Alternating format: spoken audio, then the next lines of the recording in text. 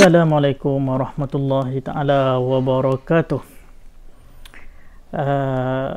Tuan-tuan kan dengar tak nama Tok Kupul Laman ni?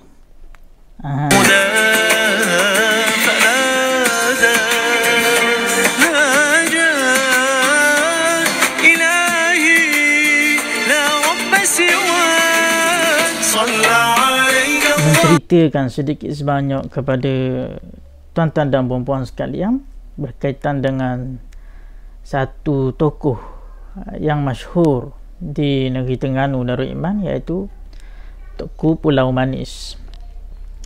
Jadi nama Tunku Pulau Manis ni namanya ialah Syekh Abdul Malik, ataupun orang panggil Syarif Abdul Malik bin Syarif Abdullah bin Syarif Abdul Qahhar bin Syarif Muhammad Al-Baghdadi. Jadi Tunku Pulau Manis ni dilahirkan pada tahun 1650 Masihi. 1650 Masihi 1650-an. Tak tepat lah, tak tahu secara tepatnya, Allah Ta'ala saja tahu.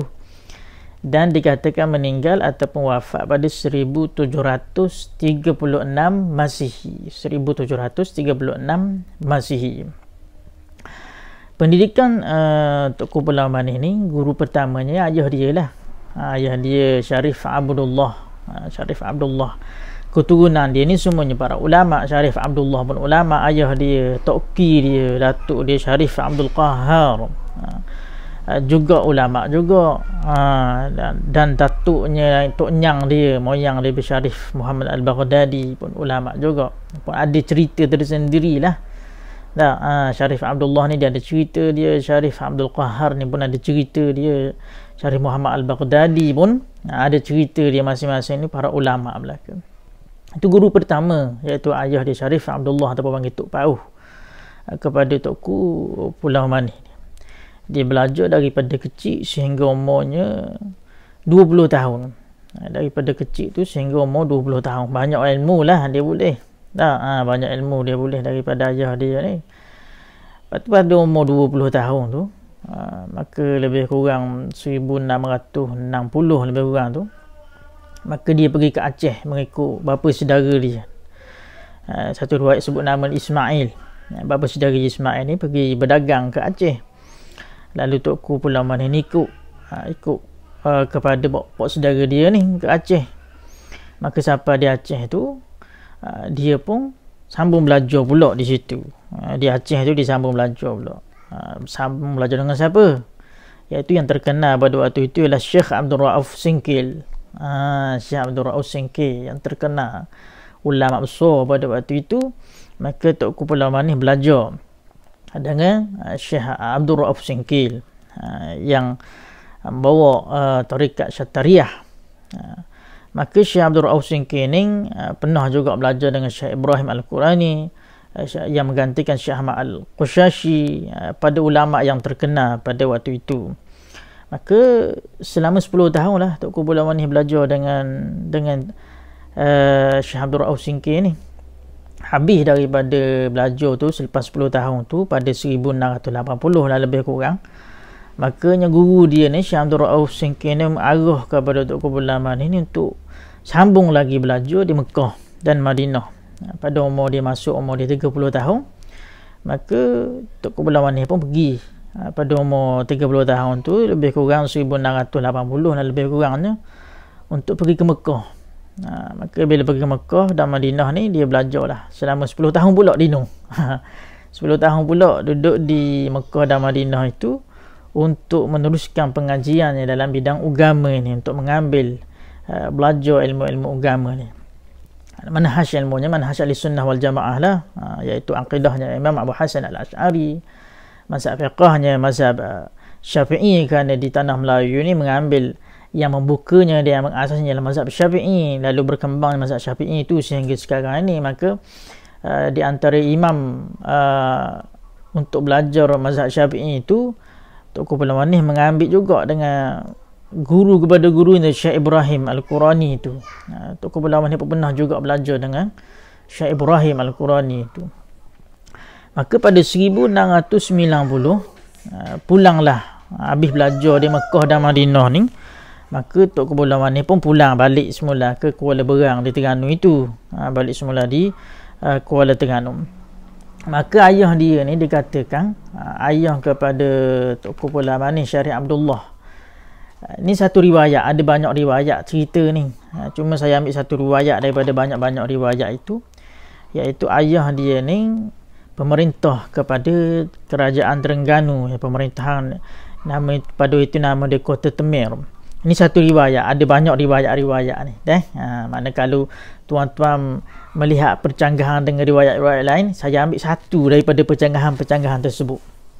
Makanya baiklah ayah dia ni, Syarif Abdullah ni, mengganti daripada Syekh Abdul Qahar, mengganti daripada Syarif Muhammad Al-Baghdadi, kerana dikatakan Syarif Muhammad Al-Baghdadi itulah yang menulis batu bersurat.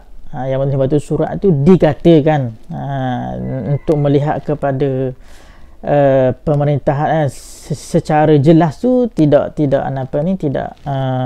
pasti lagi. Ada beberapa riwayat saya sebut tadi.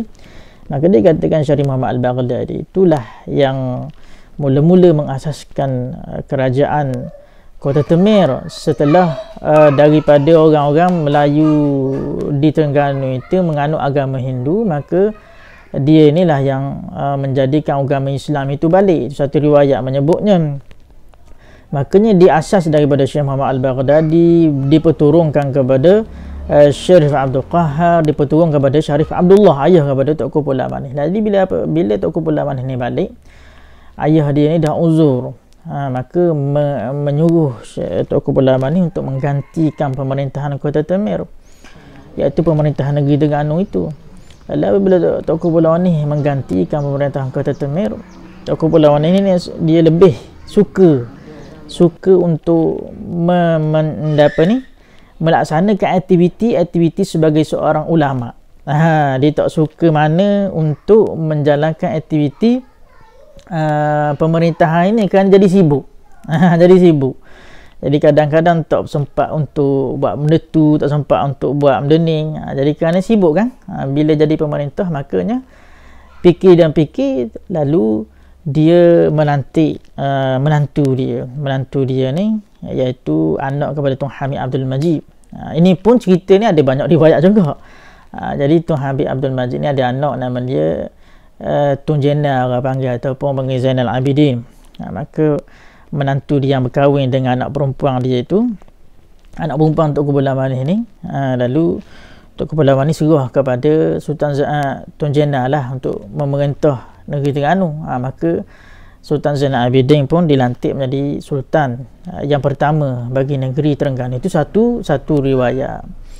Maka apabila begitu, Tok Kumpul Awan ni hanyalah menjadi penasihat kepada sultan, penasihat kepada menantu dia dalam urusan-urusan pemerintahan. Ada apa masalah, rujuk kepada dia. Apa-apa masalah, rujuk kepada dia untuk melihat dari sudut undang-undang Islam lagu mana, pemerintahan Islam lagu mana. Maka rujuk kepada Tok Kumpul Awan ni. Itu ceritanya. Di antara kitab-kitab yang dibuat oleh Tok Kumpul Awan ni ialah Hikam Jawi, tu kitab yang masyhur. Kitab Hikam Jawi ni cerita hikam yang dikarang oleh Ibn Athaillah As-Sakandari. Ibn Athaillah As-Sakandari ialah seorang yang bertarikat dengan tarikat Syazili, Abu Hasan Asy-Syazili.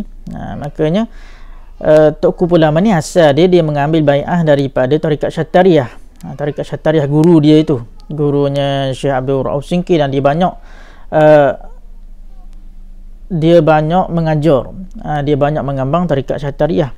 Tetapi untuk mendalami perkembangan perpindahan rohani sebagaimana yang berlaku pada tarikat Syazili, lalunya Tok Kumpul Awan ni membai'ah tarikat Syazili untuk mengetahui selok-belok rohani. Barulah dia boleh karang kitab hikam. Sebab Ibn Athaillah tu tarikat Syazili. Jadi Syekh Abdul Malik Tok Kumpul Awan ni pun ambil tarikat Syazili itu, barulah dia karang kitab Jawi untuk mengetahui maksud sebenar yang dikehendak oleh Ibn Athaillah As-Sakandari. Lepas tu ada lagi kitab yang dikarang namanya Risalah An-Naql. Risalah An-Naql ni berlaku apabila berlaku masalah di sepanjang sungai negeri Terengganu itu, penduduk-penduduk negeri Terengganu ni nak buat solat Jumaat tak cukup 40. Tak cukup 40 orang. Jadi Sultan Zainal Abidin ni mengadu masalah kepada Tok Kubur Lamanih. Tok Kubur Lamanih pun karang kita risalah An-Naql untuk menjawab persoalan masalah Jumaat. Masalah Jumaat yang tak cukup 40, lalu Tok Kubur Lamanih mengambil pandangan-pandangan daripada mazhab Syafi'i, qaul qadimnya, qaul jadidnya, sekarang dalam kitab risalah An-Naql. Ada lagi kitab Kaifiyah An-Niyah, ada lagi kitabnya kitab Al-Kifayah. Itu kitab Tok Kubur Lamanis. Di karamah pada Tok Kubur Lamanis ni banyaklah. Karamah para awliya ni, ada karamah Allah Ta'ala kurniakan karamah kepadanya. Antara karamahnya yang sampai sekarang pada hari ni lah, kalau siapa yang bertawassul dengan Tok Kubur Lamanis, insya-Allah doanya mustajab. Insya-Allah. Kalau orang yang bertawassul dengan Tok Kubur Lamanis untuk apa-apa hajat, berdoa kepada Allah Subhanahu wa Ta'ala, tapi bertawassul dengan Tok Kubur Lamanis, insya-Allah doa dia mustajab. Itu di antara karamah yang berjalan sampai ke hari ni. Antara yang diceritakan oleh orang-orang ramai ialah pokok ada satu pokok tu, pokok dia buah dia pahit. Masa Tok Kubur Lamanis duduk kat tempat lain, pokok situ pahit. Bila Tok Kubur Lamanis berpindah di tempat itu, semua pokok-pokok di tepi-tepi duduk kawasan Tok Kubur Lamanis itu jadi manis pula. Itu karamah lah, karamah yang dikurniakan oleh Allah Subhanahu wa Ta'ala pada Tok Kubur Lamanis. Tok Kubur Lamanis meninggal akhirnya pada 1736 Masih pada hari Jumaat, dan dimakamkan di Kampung Serada Maner. Mana-mana yang hendak pergi tu bolehlah ziarah di Kampung Serada Maner. Assalamualaikum warahmatullahi wabarakatuh.